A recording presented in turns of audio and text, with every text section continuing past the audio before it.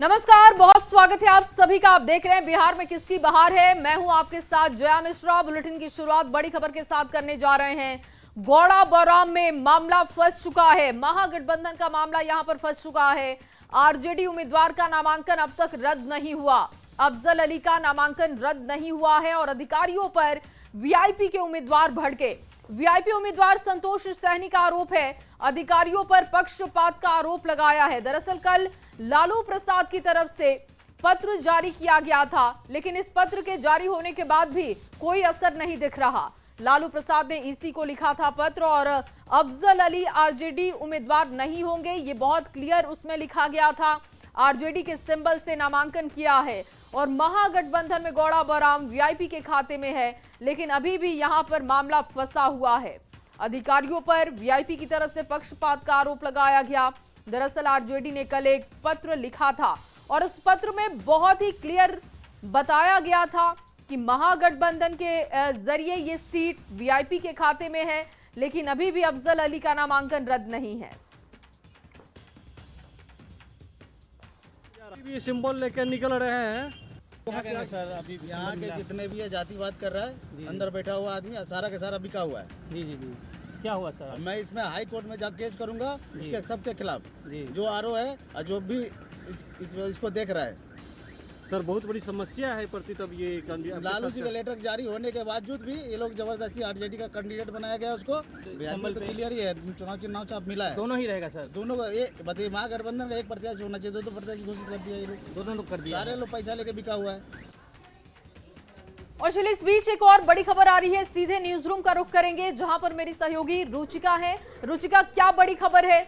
बिल्कुल जया, तो देखिए इस वक्त की बड़ी खबर आपको बताएं, महागठबंधन में इन दिनों पेच फंसता हुआ नजर आ रहा है और गौड़ा बौराम जो सीट है, इस सीट पर भी पेच अब फंस गया है। आपको बता दें कि गौड़ा बौराम का जो मामला है वो फंस गया है। अफजल अली का बड़ा दावा है, खुद को उन्होंने आरजेडी उम्मीदवार बताया। नामांकन रद्द के सवाल पर भी उन्होंने जवाब देते हुए कहा है कि वायरल खबरों पर ध्यान नहीं देना चाहिए, मैं आरजेडी से ही प्रत्याशी हूं। ये अफजल का बयान सामने आया है। तो गौड़ा बौराम ये हाई प्रोफाइल सीट बनता हुआ नजर आ रहा है, हॉट सीट बन चुका है और इसका मामला लगातार फंस रहा है, क्योंकि आपको बता दें कि महागठबंधन में गौड़ा बौराम से वीआईपी के खाते में भी गया है और अब इसी को लेकर के महागठबंधन में तकरार देखने को मिल रहा है। लालू प्रसाद के पत्र का असर भी नहीं हुआ। लालू प्रसाद ने इलेक्शन कमीशन को पत्र लिखा था, अफजल अली आरजेडी के उम्मीदवार नहीं है, ऐसा आरजेडी का कहना है, लेकिन अफजल अली ने एक बड़ा बयान दे दिया है। उन्होंने खुद को आरजेडी का उम्मीदवार बताया है। क्या कुछ कह रहे हैं अफजल अली, चलिए आपको भी सुनाते हैं। बीच में जो बताया गया रद्द कर दिया गया। कौन बोला है? हमको तो नहीं पता। सोशल साइट पे देखिए तो सोशल वो मोबाइल पर हम नहीं ध्यान देते हैं। तो यहाँ पे वीआईपी भी और आप भी दोनों कैंडिडेट रहेगा यहाँ पे। देखिए हम हैं दोनों अभी और देखते हैं आगे क्या होता है। संदेश क्या देना चाह रहे हैं? हाँ, दोनों लोग फ्रेंडली फाइट करेंगे, दोनों आदमी लड़ेंगे, दोस्ताना लड़ाई होगी, लेकिन हमारा रिश्ता खराब नहीं है, रिश्ता बरकरार रहेगा। बिल्कुल बरकरार है। हमने मुकेश सहनी जी को अपना नेता मानते हैं, हम तेजस्वी जी को अपना नेता मानते हैं, वो मानेंगे। राहुल जी हमारे नेता हैं, जो भी गठबंधन में है वो हमारे नेता हैं। चुनाव प्रचार में तेजस्वी आएंगे आपका? क्यों नहीं आएंगे? आएंगे। तो देखिए, कहा जा रहा है अफजल अली की तरफ से कि वायरल खबरों पर ध्यान नहीं दें, अभी फिलहाल नामांकन मेरा है और आगे की स्थिति क्या होती है वो हम देखेंगे, लेकिन जो खबरें चल रही हैं सोशल मीडिया पर उस पर मैं ध्यान नहीं देता हूं। और अब बात उस पत्र की करते हैं। वो पत्र अब आपको दिखाते हैं जो लालू प्रसाद की तरफ से 18 अक्टूबर को निर्वाचन आयोग को लिखा गया था। उसमें साफ साफ जिक्र किया गया कि गौड़ा बौराम से आरजेडी का कोई उम्मीदवार नहीं है। महागठबंधन में आपसी सहमति से गौड़ा बौराम सीट वीआईपी को दी गई है। ये देखिए लेटर आप देख रहे हैं। दूसरी तरफ अफजल अली अभी भी दावा कर रहे हैं कि ये पत्र उनके पास तक नहीं पहुंचा है, कोई इंफॉर्मेशन पार्टी की तरफ से नहीं है। सोशल मीडिया पर अगर कोई पत्र चल रहा है तो वो उसको नहीं मानेंगे। फिलहाल फ्रेंडली फाइट के लिए वो तैयार हैं। दूसरी तरफ आप तस्वीर देखिए, ये वो लेटर आपको दिखा रहे हैं जो आरजेडी की तरफ से 18 अक्टूबर को जारी किया गया है। निर्वाचन आयोग को ये पत्र जारी किया गया और इसमें साफ डिक्लेयर किया गया है कि वीआईपी को ये सीट महागठबंधन की तरफ से दी गई है, लेकिन अभी भी फ्रेंडली फाइट की तस्वीर गौड़ा बौराम में है और आगे की स्थिति क्या बनती है ये देखना होगा। और इस बीच एक और बड़ी खबर आ रही है। रुचिका, क्या बड़ी खबर है, दर्शकों को बताइएगा। बिल्कुल जय, आपको बता दें कि एनडीए से अब चुनावी अभियान की शुरुआत हो चुकी है और आज सीएम नीतीश कुमार की तरफ से चुनावी अभियान की शुरुआत होगी, यानी कि वो जनप्रतिनिधियों के पक्ष में चुनाव प्रचार करते हुए नजर आएंगे। मुजफ्फरपुर के मीनापुर और काटी से सीएम नीतीश कुमार की तरफ से ये चुनावी प्रचार की शुरुआत होनी है। बता दें कि आज से सीएम नीतीश कुमार चुनावी दौरा पर रहेंगे और हुंकार भरेंगे। जेडीयू प्रत्याशी के समर्थन में हुंकार भरेंगे। मुजफ्फरपुर के मीनापुर काटी में जनसभा करेंगे। मीनापुर के हाई स्कूल मैदान में रैली होने वाली है। काटी हाई स्कूल मैदान में गरजेंगे सीएम नीतीश कुमार। चुनावी प्रचार में उतरेंगे सीएम नीतीश कुमार। तो बड़ी खबर आपको इस वक्त बताएं, जहां सीएम नीतीश कुमार का चुनावी दौरा आज से शुरू होने जा रहा है। जेडीयू प्रत्याशी के समर्थन में सीएम नीतीश कुमार हुंकार भरते हुए नजर आएंगे, समर्थन मांगते हुए नजर आएंगे। मुजफ्फरपुर के मीनापुर काटी में जनसभा की जाएगी और मीनापुर के हाई स्कूल मैदान में ये रैली होनी है। इसको लेकर के पूरी तैयारी कर ली गई है। प्रशासन की पूरी तैयारी हो चुकी है और आज से सीएम नीतीश कुमार चुनावी दौरा पर रहेंगे।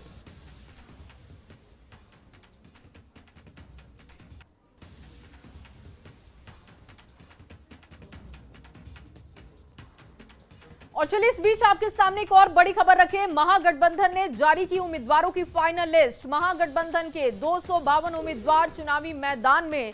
आरजेडी ने 143 उम्मीदवारों की लिस्ट जारी की है। देखिए, महागठबंधन की तरफ से 251 उम्मीदवारों की लिस्ट जारी की गई। आरजेडी ने 143 उम्मीदवारों की लिस्ट जारी कर दी है। अगर कांग्रेस की बात की जाए, 61 उम्मीदवारों का ऐलान हो चुका है। सीपीआईएमएल ने 20 उम्मीदवारों की लिस्ट जारी की है, जबकि सीपीआई की तरफ से 9, सीपीएम 4 और वीआईपी के 15 उम्मीदवार चुनावी मैदान में हैं। साथ ही आपको बताएं कि महागठबंधन में 10 सीटों पर आपस में मुकाबला है। 2 सीटों पर वीआईपी और आरजेडी आमने सामने है। 4 सीटों पर कांग्रेस और सीपीआई आमने सामने। 4 सीटों पर आरजेडी और कांग्रेस आमने सामने है। तो देखिए, फ्रेंडली फाइट की स्थिति भी कई जगहों पर है। हालांकि फिलहाल फॉर्मूला क्लियर हो चुका है। 251 सीटों के लिए उम्मीदवारों का ऐलान किया गया है और अगर बात की जाए आरजेडी की, तो इसकी संख्या 143 है, यानी कि 143 उम्मीदवारों की लिस्ट आरजेडी की तरफ से जारी की गई।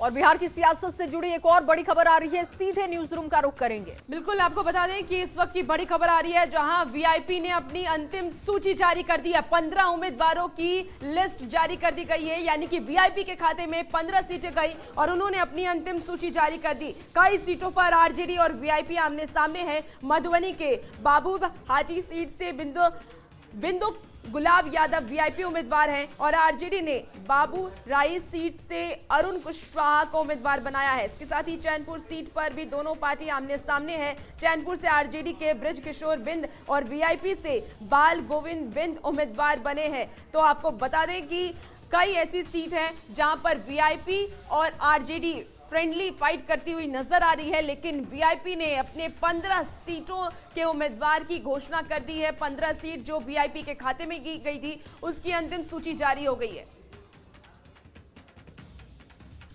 और अगली खबर भागलपुर से, जहां भागलपुर में सोमवार को 153 गोपालपुर विधानसभा क्षेत्र में नामांकन का अंतिम दिन रहा। पूरे दिन अनुमंडल कार्यालय परिसर में राजनीतिक हलचल और समर्थकों की भीड़ जुटी रही। वहीं वीआईपी पार्टी से प्रेम सागर उर्फ डब्लू यादव ने नामांकन दाखिल किया।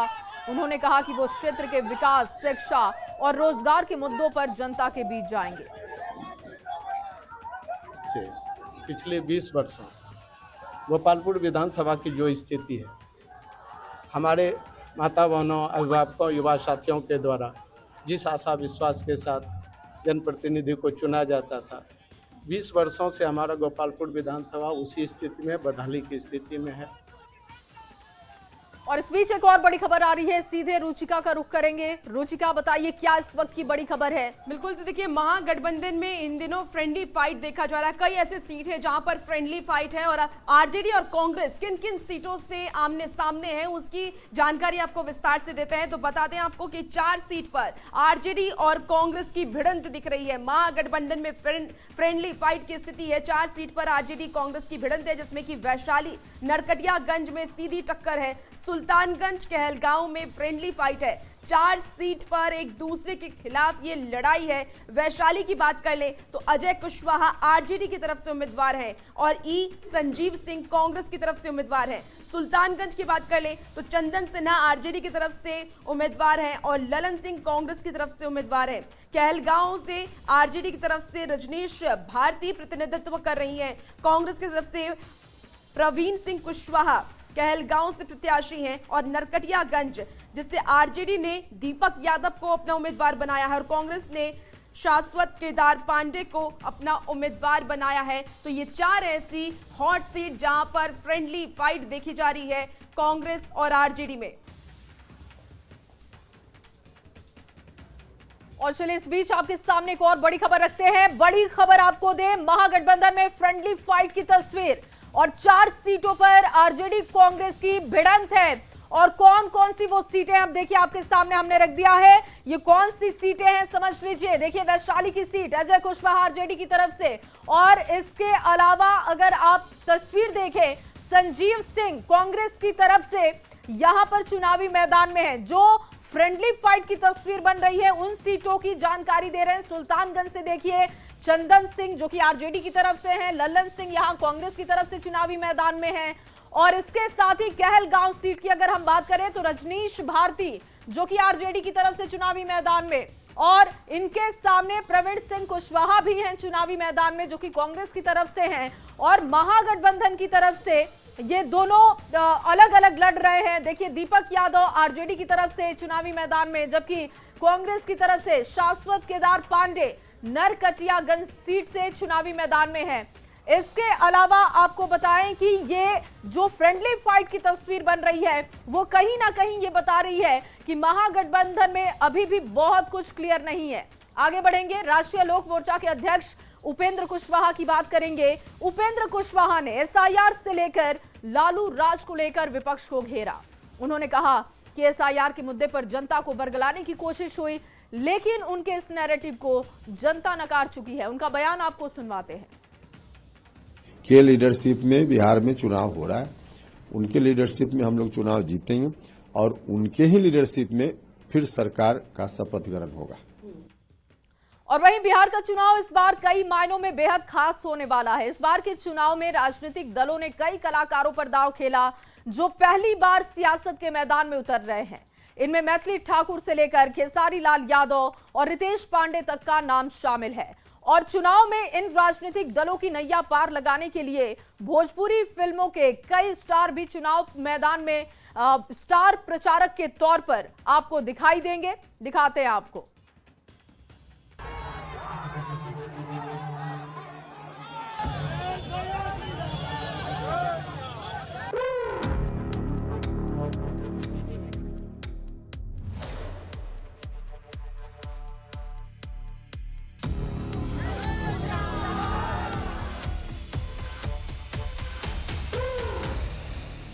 बिहार के चुनावी रण में इस बार एक नई पटकथा लिखी जा रही है। फिल्मी पर्दे पर तालियां बटोरने वाले अब वोटों की जंग में ताल ठोकने को तैयार हैं। भोजपुरी सिनेमा के सबसे बड़े नाम पवन सिंह, खेसारी लाल यादव, मैथिली ठाकुर और रितेश पांडे अब जनता से सीधा संवाद कर रहे हैं।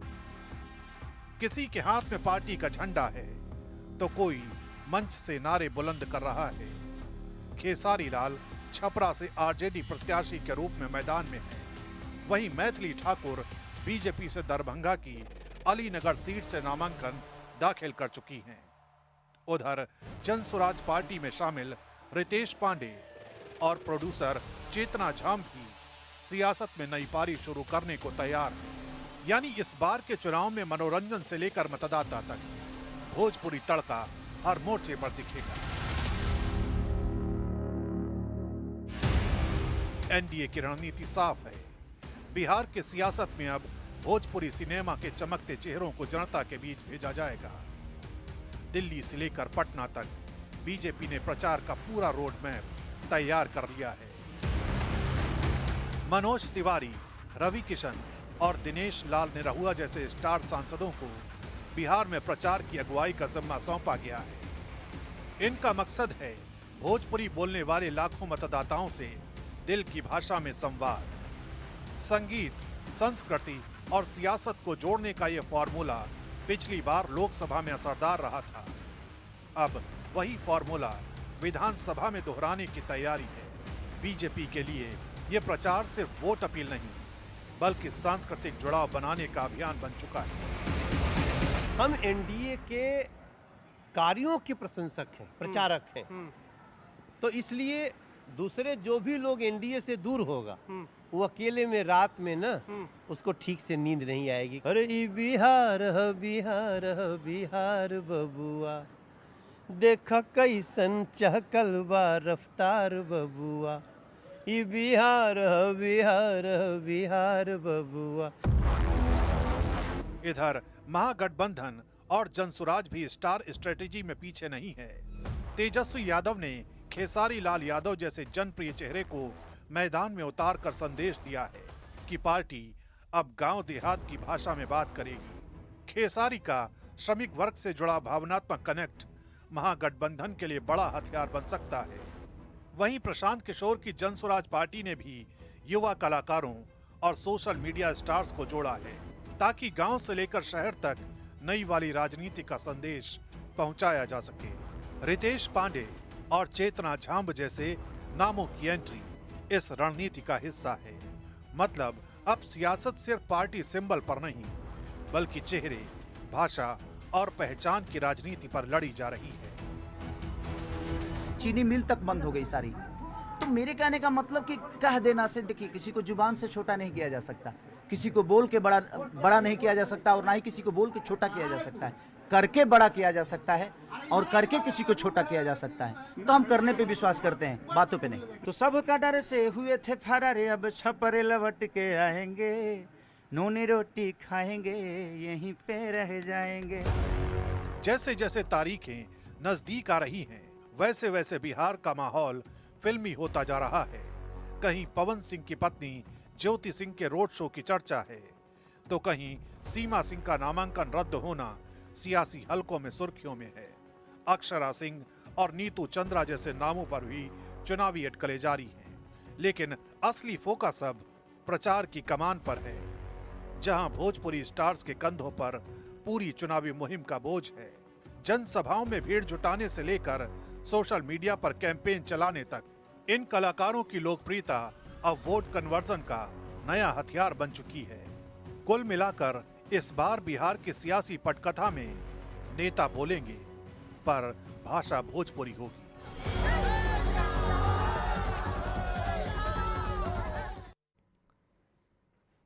और वहीं महागठबंधन के बीच सीटों को लेकर सिर्फ उटवल अभी तक खत्म नहीं हुआ है। अब सासाराम के करगहर सीट पर एक बार फिर से महागठबंधन के 2 उम्मीदवारों के नामांकन ने गठबंधन के दरार को साफ कर दिया है। करगहर से एक तरफ जहां विधायक और कांग्रेस उम्मीदवार संतोष मिश्रा ने नामांकन पत्र दाखिल किया, तो दूसरी तरफ सीपीआई के उम्मीदवार महेंद्र गुप्ता ने भी नामांकन कर दिया है, जिससे यहां पर मुकाबला बेहद दिलचस्प हो चुका है। दोनों ही अपने आप को महागठबंधन का असली उम्मीदवार बता रहे हैं, जिससे जनता में काफी कंफ्यूजन है। महागठबंधन समर्थित भारतीय कम्युनिस्ट पार्टी के उम्मीदवार के रूप में सब नॉमिनेशन किया हूं, और भारतीय कम्युनिस्ट पार्टी महागठबंधन में है, और हम लोग इस बार तेज रफ्तार तेजस्वी सरकार। अन्य पार्टियां भी हैं, सीपीआई सीपीएमएल के द्वारा भी कहीं कहीं हुआ है, वो थोड़ा चीज है, लेकिन आप देखिएगा वो एक रणनीति के तहत किया गया है, और उसमें महागठबंधन विजयी होके आएगा उन सीटों पर। आप ये देखिएगा, एक रणनीति होती है। अभी ये रणनीति एनडीए को समझ में नहीं आएगी, जो हमारी रणनीति। और चलिए इसी खबर के साथ इस बुलेटिन में बस इतना ही। आप बने रहिए न्यूज़ 18 बिहार झारखंड के साथ।